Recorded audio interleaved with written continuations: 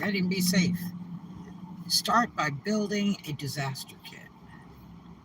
So get it packed up so you have it ready in case you need to evacuate. The first thing you need is a first aid kit and essential medications. Whatever medicines that anybody has to take, make sure you got some with it, or make a note to put on top of it so that you can add those in as you're leaving, at least a 2 week supply. And you need at least 1 gallon of water per person per day in the event of an evacuation, say up to like 3 days, because all of a sudden when disasters come, people want to charge huge money for a 6 pack of water. Additional water supplies if you have pets, because you can't leave your animals behind. Yeah, that's like leaving your children behind. It's illegal. You can't do it. Protective clothing like rainwear, foul weather gear. Uh, you need jacket. That's the most common thing people forget is like a jacket.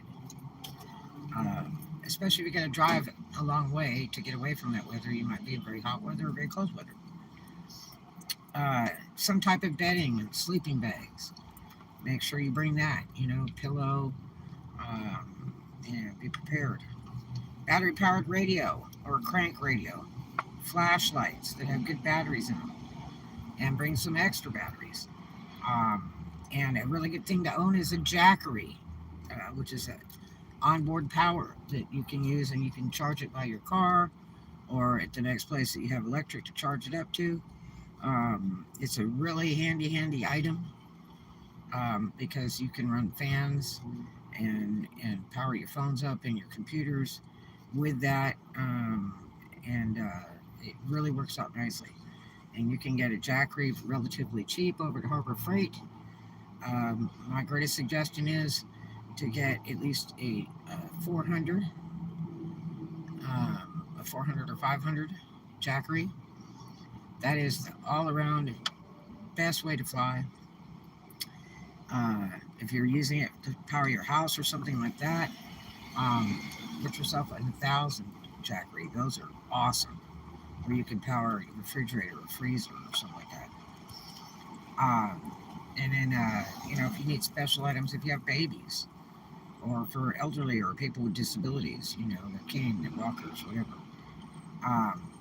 Cash, because ATMs may not work. I remember in the pandemic, a bunch of the ATMs went out. It was terrible for like 24 hours, I guess, because everybody's withdrawing their money. Road atlas, maps, GPS. But do bear in mind, if the weather gets really rough, sometimes signals aren't going to work for cell phones or GPS. So I always carry a trucker road atlas that's erasable, where I can use, erasable markers with it. I always have that in my car. Cell phones, don't forget your chargers. Backup independent batteries for those too. You can get a real nice battery for about $30 at Walmart. That's super strong, made by ONN, and they will help you really a lot. And let's see, family emergency contact information. If you have relatives or whatever, put that on a piece of paper. Sister, brother, mother, father, whatever. Kids.